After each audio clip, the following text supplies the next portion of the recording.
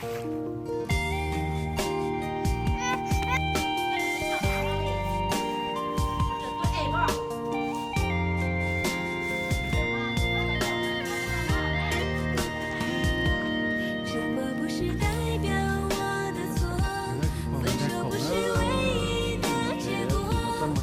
只是还没有想好该怎么对你说，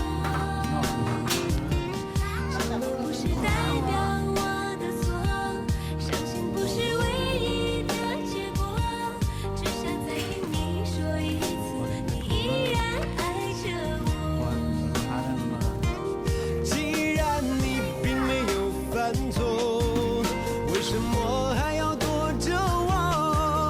我每天都这么的难过，到底我做错了什么？既然你并没有犯错，为什么还要